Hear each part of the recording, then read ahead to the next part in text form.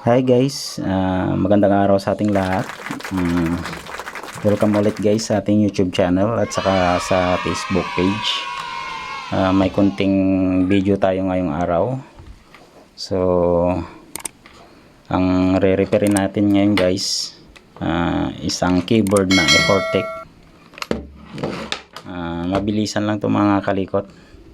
So, ito naputol siya. Tinira ng daga. So may simpleng remedyo tayo dyan guys kung paano natin to mabubuo at paganahin pa, kasi sayang naman kasi, tapos mahal pa ng Effortec. So wag na natin patagalin guys, tirahin na natin siya. Tara.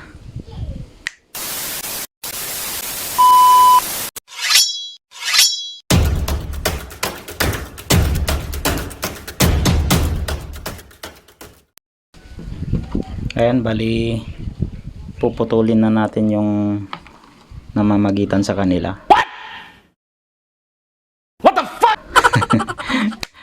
So ayan. So bali ito magagamit pa natin to guys. Yun yung idudugtong natin dun sa loob. So bali buksan muna natin siya. Tanggalin muna natin mga kalikot yung mga screw nya. So marami yung mga screw nito mga kalikot. So tiyaga lang natin tatanggalin.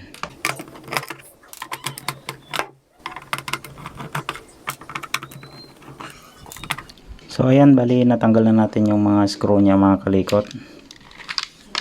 So check na natin sa loob. Tingnan na natin siya kung anong mayroon. Ay sus. Natanggal natin yung mga kanya. Ay, putang ina mo ginagawa mo. Balik yan So ayan, buksan na natin siya. Sayang din naman kasi mga kalikot kapag itatapon lang. Kasi medyo bago-bago pa naman. Bali ito, hiningi ko lang sa customer ko mga kalikot. Nang hinayang ako. Pwede pa naman to. Ang problema niya lang yung talaga, yung cable niya.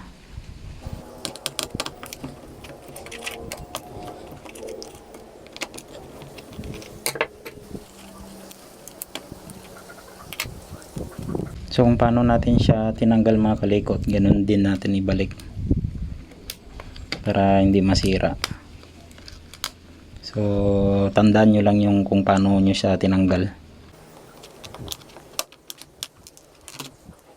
So ayan, may color coding pa rin siya. Yan, katulad rin sa mga mouse. So bali tatanggalin na natin tong socket niya mga kalikot. Bali direkta na natin siya dito sa may mga terminal dito sa board para malinis na buo yung wire. Walang dugtungan. So ganun lang mga kalikot, kaysa bibili tayo ng bago, kung buo pa naman at saka malinis pa, okay pa yun. Para-paraan lang. Pwede na. Alam mo naman tayo mga Pinoy.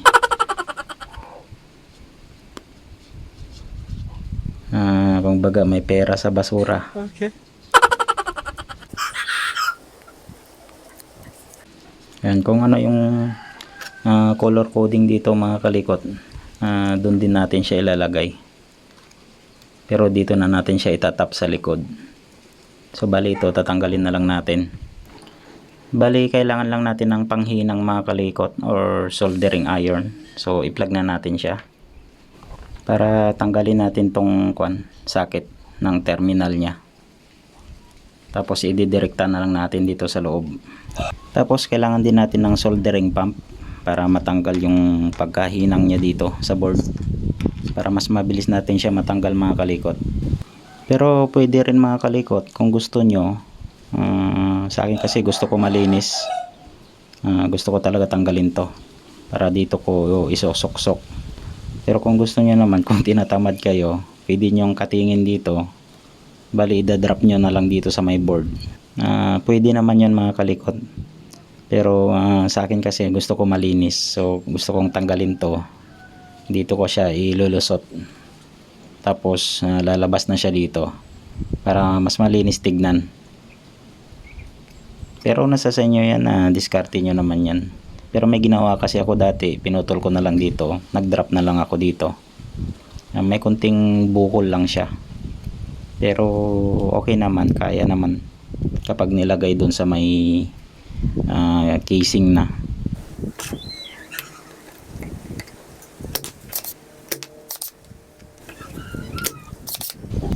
So ayan, natanggal na natin siya mga kalikot.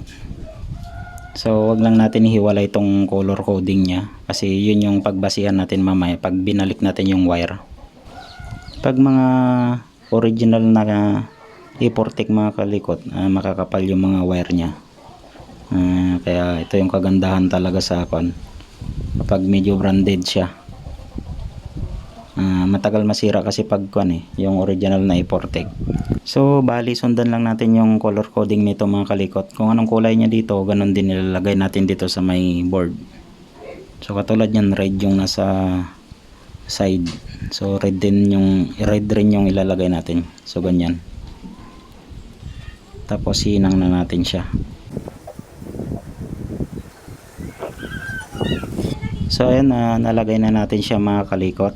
So ganito yung ginawa ko. Pero sinundan pa rin natin yung color coding niya, yung kulay ng mga wire. So pwede rin natin siyang lagyan ng string tube katulad nito mga kalikot. Yan. Para maging maayos siya. Tapos painitin lang natin. Para malinis. So ayan o. Diba ang ganda ng pagkakon. Parang original pa rin siya mga kalikot. Sana all! Tapos itong contact niya mga kalikot, pwede rin nating linisin. So lagyan lang natin ng contact cleaner or sa akin ginagamit ko yung POG lighter fluid. Yan, para sigurado. Para pag kinabit natin, malinis na siya. Tapos linisin na rin natin tong contact pad niya mga kalikot bago natin ikabit. Tapos pati dito. Yan. Ito kasi yung magkukontak sa board. So linisin rin natin yan mamaya ng lighter fluid. Pag nililinisan niyo tong contact pad niya mga kalikot, wag masyadong maibend. Baka maputol yung itong mga stripe niya. Pag naputol yan, wala na, lost contact na siya. May maraming key na mawawala. So kailangan ingat din. So ayan, nalinisan na natin siya mga kalikot. So bali ito naman yung i-arrange natin. Kasi natanggal yung mga rubber button niya. O yung nagpo-push ng contact. Bali pag natanggal to mga kalikot, ang diskarte nito mga kalikot, maglalagay lang tayo dito ng patungan niya side to side para maiangat lang tong casing niya para lulubog tong mga rubber. So ganun lang yung diskarte dyan mga kalikot. So ayan, may nakuha na tayong patungan, dalawang 2x2 na kahoy para sila ng level. So ganyan lang mga kalikot para lumubog itong mga rubber niya. Tapos may arrange natin ng maayos. Ano lang yung diskarte nito mga kalikot, kuha lang kayo ng patungan niya kahit anong bagay basta magkaparehas ng taas or magka-label sila para maganda yung pagka-flat para ma-arrange natin ng maayos. Bali nalagay na natin lahat mga kalikot, walang labis walang kulang. Para lang tayo nagchichis or nagdadama. So ganyan lang mga kalikot. Tapos ilalagay na natin dito yung niya, yung board. At saka yung wire niya, i-arrange na rin natin dito. Tapos saka ipitin natin. Tapos ilagay na natin tong back cover niya. Testerin muna natin yung hininang natin kanina mga kalikot. Baka nag-short sila or nagkadikit. Yun, check natin isa-isa. So wala namang shorted or nag-connect. So okay na siya mga kalikot, salpak na lang natin. Unahin muna natin ilagay yung PCB board niya mga kalikot. So yan. Kung paano nyo sa tinanggal kanina, ganun din yung pagbalik natin. So yan, pagkasyahin na lang. So ganyan yung pagka-bend niya. Linisan natin ulit yung contact niya mga kalikot bago natin ilagay yung contact pad niya.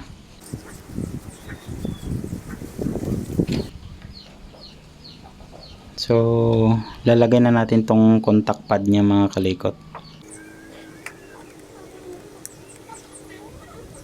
So yan, tapos lagay na rin natin tong pang-ipit niya.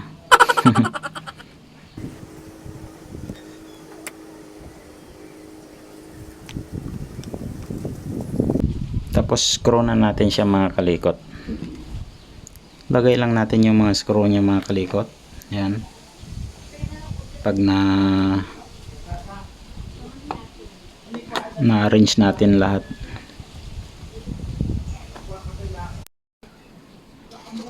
Bali lagay na natin yung back casing niya mga kalikot. Yan. 'Di ba? Mas madali siyang ilagay kapag may tungtungan na ganitong para sila magkalibal or magkapara silang pantay. So yan, bali screw na natin siya mga kalikot.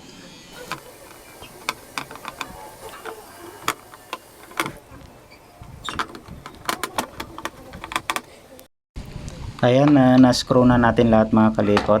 So 'di ba, ang linis pa, sayang. Original pa naman na konto, i-portic. Saka mataba pa yung wire niya. So malinis pa. Bali kinain lang ng daga kasi. So at least na-remedyoan natin. So hindi pwedeng hindi natin i-test. Bali i-test na natin siya mga kalikot. So ayan, test na natin siya mga kalikot. Sa bagay sira itong keyboard ng laptop namin. So try natin kung pumasok. Yun. Pumasok yung external keyboard natin. Yung ginawa natin mga kalikot. Sana all. So at least magamit pa natin siya. Sayang naman, mahal pa naman ng e-porting mga kalikot. Dito sa amin nasa 300 or 400 mga ganong price niya. So punta tayo nga sa notepad. Saan ka na notepad? Ayan. So yan, try natin palakihin. 75, 72, yan, pwede na siguro. Okay. Yan, try natin lahat kung gagana.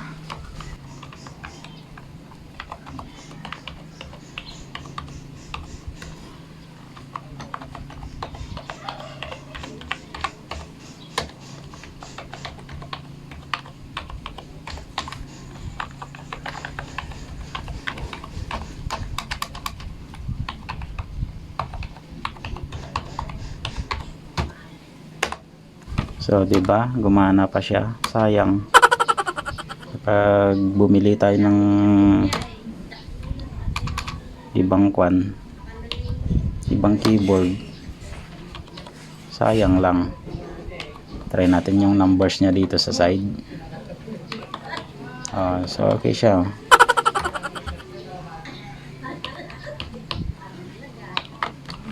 So okay na siya mga kalikot. So ganun lang mga kalikot, kapag may malinis-linis kayong mga keyboard or sa tingin nyo okay pa, so try nyong ayusin or katulad yung ginawa natin. So ganun lang, kahit yung mga mouse pwede rin naman maayos yun. Kunwari dalawa yung mouse nyo, sira yung clicker nyang isa, so ipalit natin yung isang clicker, yung ganun. Pero yun lang, pag yung sensor niya na yung may problema, yun lang yung Kung okay pa naman yung sensor ng isa at saka parehas lang sila, so pwede yun. So ganun lang mga kalikot. Sana may natutunan kayo ulit sa ginawa nating pag-ayos ng keyboard. So maraming salamat ulit sa panonood ng mga video natin guys sa channel natin. So wag niya natin kalimutan mag-subscribe at saka paki-like and share na rin mga kalikot. At saka paki-hit na rin yung notification bell para masundan nyo yung mga bago nating mga video. So yun lang guys, maraming salamat, magandang araw sa ating lahat, bye bye.